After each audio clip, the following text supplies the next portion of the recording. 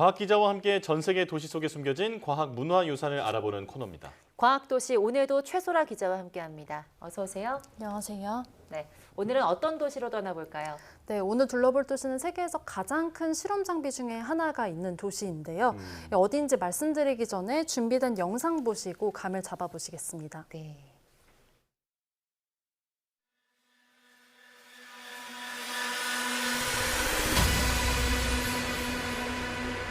The Illuminati were a secret society dedicated to scientific truth.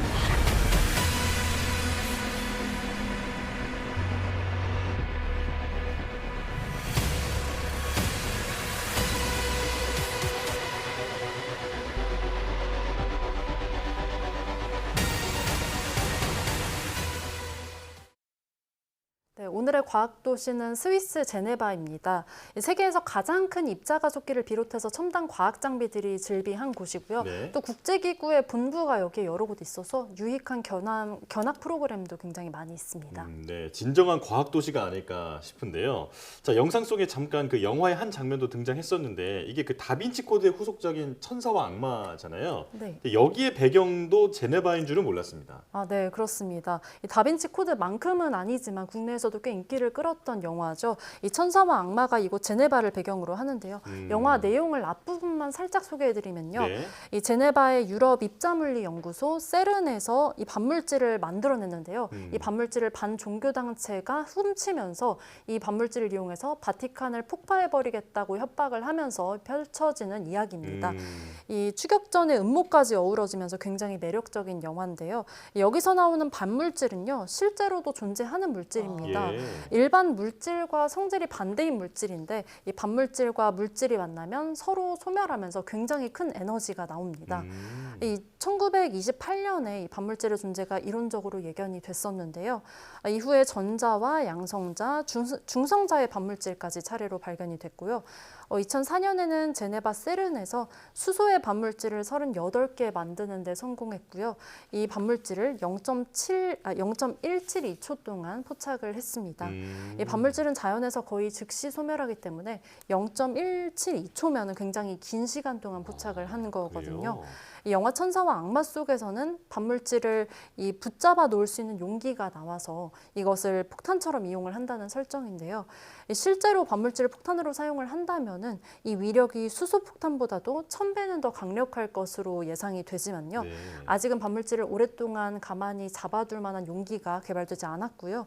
또 반물질을 만드는 공정이 매우 어렵고 또 복잡해서 폭탄으로 제조하는 것은 불가능하다고 여겨지고 있습니다. 예. 네, 그 영화 속 설정인 줄만 알았는데 정말 제네바에서 반물질을 찾은 건데요.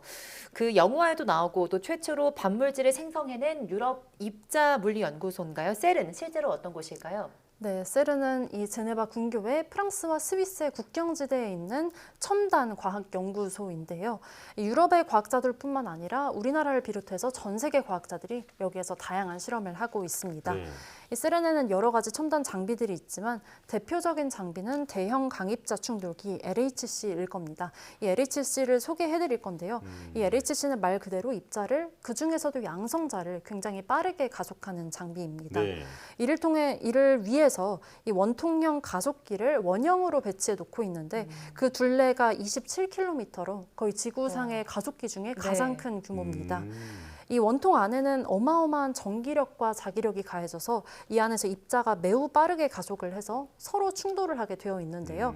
입자끼리 부딪히면은 어떤 일이 벌어지는지, 어떤 물질이 탄생하는지 보는 겁니다. 이 전문가에게 직접 들어보시겠습니다. 부딪히면 그 사이에 있는 것들이 반응을 해요. 반응을 해서 뭔가 생성되는데 걔가 우주, 빅뱅 바로 초기 우주 상태를 만들어주는 거죠. 별도 없었던 시절이에요. 거기는 별도 안 나오는 시대. 네, 그러니까 빅뱅 직후 바로 초반을 재현해 보는 거라는 건데요. 네. 이 아무것도 없던 우주에 지금처럼 다양한 물질이 나타나게 된 원리가 뭔지 살펴보겠다는 겁니다. 이 LHC가 건설되기 전에는요, 이 빅뱅을 재현하면은 세상이 폭발해서 망할 것이라는 공포감도 나오면서 세계 곳곳에서 이 건설을 반대하는 움직임들도 있었습니다. 그렇지만 지금은 LHC를 통한 실험이 굉장히 많은 성과들이 나오면서 이 세른 내에서뿐 아니라 전 세계적으로도 정말 LHC LHC는 중요한 과학 장비가 되었습니다. 특히 지난 2013년에는 LHC에서 신의 입자라고 불리는 힉스 입자가 발견됐는데요. 네. 이 힉스 입자는 모든 입자에 질량을 부여하는 입자로 1964년에 존재가 이론적으로 예상이 됐었는데 그동안 관찰되지 않아서 이론적으로만 있을 것이다 이렇게 예상을 하다가 2013년에 세른에서 힉스가 처음 발견된 겁니다. 네. 이 우주를 구성하는 입자가 17개라는 이 현대물리학의 표준 모형이 이로써 완성이 된 겁니다. 이 영상을 보시면은요, 이 힉스 입자 추정 물질을 발견하고서 이 과학자들이 환호하는 모습도 지금 보실 수가 있습니다. 저 장면이군요. 이때 네, 힉스 입자 발견을 공식적으로 발표한 날이었거든요. 참고로 LHC는 영하 271.3도에서 작동을 하게 되는데요.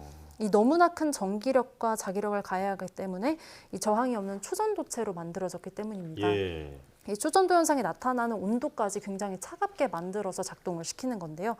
그런데 지금 전 세계적으로 이슈가 되고 있는 상온 초전도체가 만약에 진짜라면 그리고 이것을 입자 가속기에 적용할 수 있게 된다면요.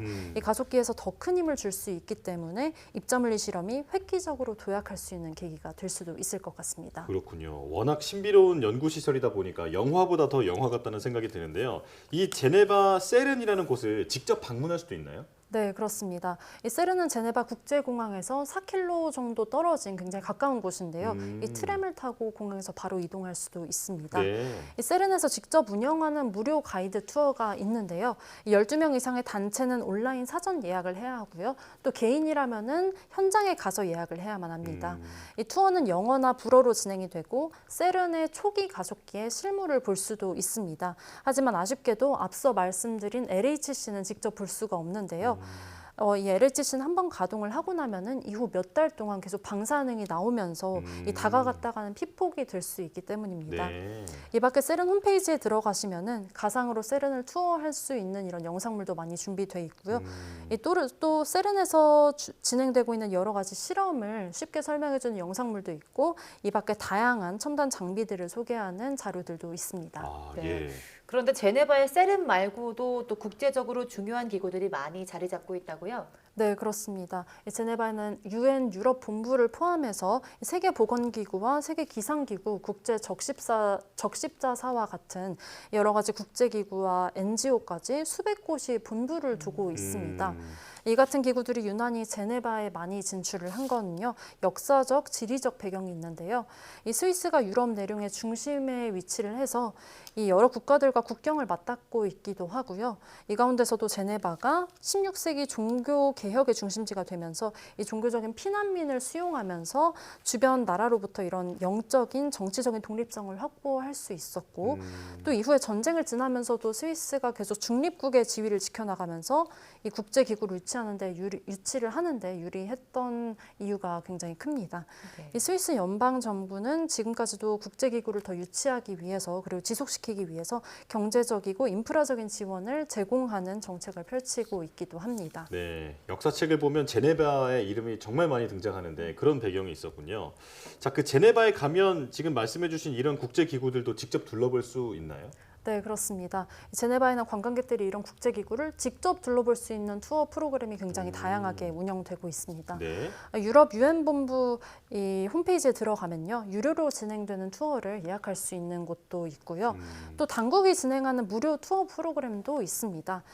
이 UN 유럽 본부나 국제적십자사, WHO, WTO 등 여러 기구를 모두 둘러볼 수 있는 프로그램이 있습니다. 이 스위스로 여행을 하신다면은 자연 경관을 보는데 좀 더 집중하거나 시간을 할애할 수도 있겠지만 네. 이렇게 제네바에서 국제기구 투어를 해보는 것도 스위스의 또 다른 매력을 발견할 수 있는 좋은 시간이 될 것 같습니다. 네, 스위스 하면 대자연만 떠올랐는데 뭐 우주 비밀의 중심 그리고 국제기구의 중심이지 않나 이런 생각이 들었습니다. 오늘 말씀 고맙습니다. 고맙습니다. 감사합니다.